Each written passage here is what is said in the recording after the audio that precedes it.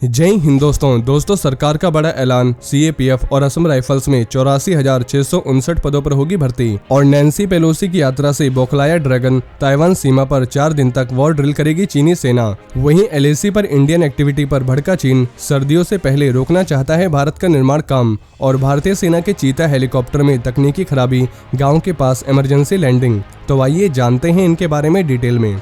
दोस्तों, अर्धसैनिक बलों में इस बार कोई 100 या 200 पदों पर भर्तियां नहीं निकली है। इस बार पूरे 84,659 पदों को भरने के लिए भर्तियां निकालने की घोषणा की गई है। सेंट्रल गवर्नमेंट ने मंगलवार को जानकारी देते हुए बताया कि दिसंबर 2023 तक central arm police force CAPF और असम राइफल्स में खाली पड़े पदों को भरना है, जिसके लिए 84,659 पदों पर इच्छुक उम्मीदवारों की भर्ती की जाएगी। सरकार ने इन पदों पर भर्ती दिसंबर 2023 तक करने का फैसला लिया है। इन पदों पर भर्ती की बात तब सामने आई जब मंगलवार को लोकसभा में state home minister Nityanand Rai ने बताया कि 31 जुलाई 2022 तक central arm police force CAPF और असम राइफल्स में कुल 84,659 पद खाली थे और सरकार ने मौजूदा पदों को दिसंबर 2023 तक भरने का फैसला किया है। मंत्री के इस बयान के बाद ये साफ हो गया है कि सेना में इस बार बम्पर भर्तियां निकलने वाली है। सीआरपीएफ में 27,510, बीएसएफ में 23,435, सीआईएसएफ में 11,765, एसएसबी में 11,143, असम राइफल्स में 6,044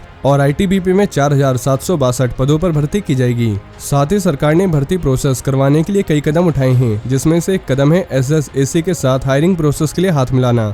सरकार ने एसएसएसी के साथ MOU साइन कर लिया है ताकि आगे की भर्ती की जिम्मेदारी एसएसएसी उठा सके। वहीं कांस्टेबल यानी जनरल ड्यूटी के लिए 25,271 पदों को भरने के लिए एग्जाम पहले ही आयोजित किया जा चुका है। मंगलवार को लोकसभा में गृह राज्य मंत्री नित्यानंद राय ने बताया कि 31 जुलाई 2022 तक सीएपीएफ और असम राइफल्स में कुल 84,659 पद खाली थे और सरकार ने मौजूदा पदों को दिसंबर 2023 तक भरने का फैसला किया है। मंत्री के इस बयान के बाद ये साफ हो गया है कि सेना में इस बार बम्पर भर्तियां निकलने वाली है।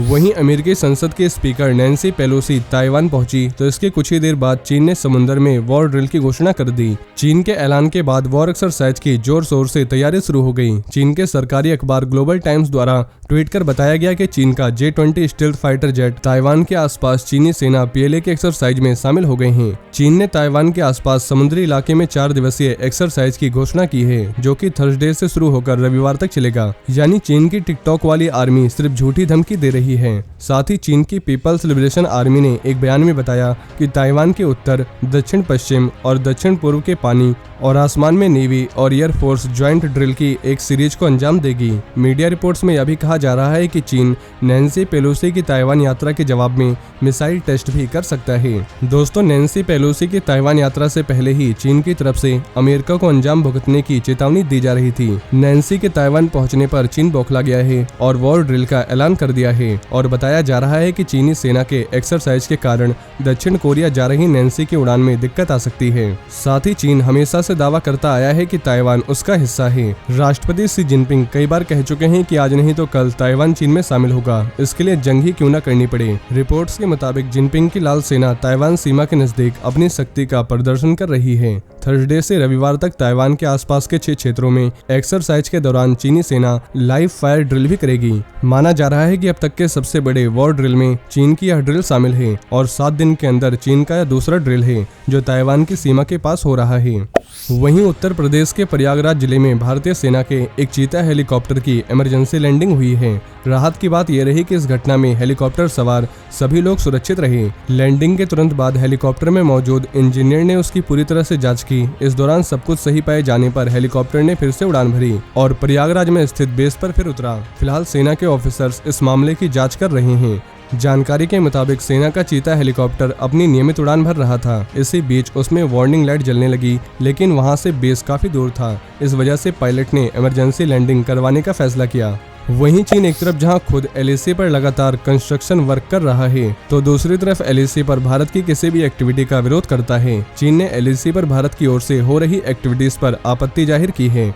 रिपोर्ट्स के मुताबिक भारत की ओर से LAC पर पिछले कुछ हफ्तों से निर्माण काम के लिए सामान, टूल्स और इंसानों को लाने के लिए हेलीकॉप्टर का इस्तेमाल किया जा रहा है। साथ ही भारतीय सीमा के अंदर LAC के पास ड्रोन का इस्तेमाल किया जा रहा है। इन्हीं एक्टिविटीज पर चीन ने आपत्ति जाहिर की है। चीन की ओर से इस आपत्ति पर दोनों देशों के कमांडर के बीच हुई बैठक में चर्चा की गई। दरअसल जून महीने में ईस्टर्न लद्दाख में LAC के पास चीनी जेट्स को उड़ान भरते हुए देखा गया था, जिसके बाद अब भारत की ओर से इस तरह की एक्टिविटी का आरोप लगाया गया है। गौर करने वाली बात है कि दोनों देशों के बीच मिलिट्री लेवल की 16वें दौर की बैठक के दौरान दोनों ही देशों ने इस बात पर चर्चा की थी कि वह एक दूसरे को आसमान में होने वाली किसी भी एक्टिविटी की जानकारी देंगे। दोनों देशों की ओर से कहा गया था कि अगर किसी भी तरह की एक्टिविटी का प्लान आसमान में बनता है तो वह एक दूसरे को इसके बारे में इन्फॉर्म करेंगे। दोस्तों, LAC पर आई ये खबर इसलिए भी काफी इंपॉर्टेंट है क्योंकि भारत और चीन के बीच लद्दाख में मिलिट्री टकराव की स्थिति बनी हुई है।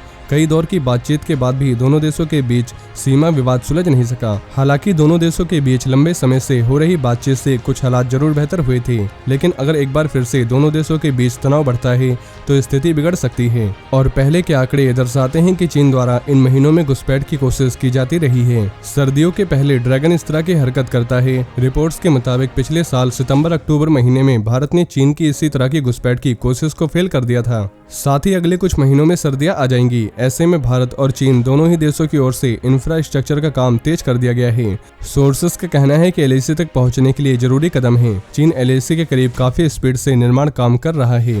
भारत भी यहां सड़क का निर्माण कर रहा है। इसके साथ ही वह LAC के पास दूसरे स्ट्रेटेजिक निर्माण काम कर रहा है। तो दोस्तों, ये थे आज के कुछ बड़े डिफेंस अपडेट। वहीं अगर आप भारतीय सेना से जुड़ी ऐसी और भी जानकारी जानना चाहते हैं तो आपको हमारे दूसरे चैनल डिफेंस एनालिसिस पे मिल जाएगी, जिसकी लिंक आपको नीचे डिस्क्रिप्शन में मिल जाएगी। और ये जानकारी अगर आपको पसंद आई हो तो वीडियो को ज़्यादा से ज़्यादा शेयर करें और चैनल को सब्सक्राइब करना न भूलें। जय हिंद, जय भारत।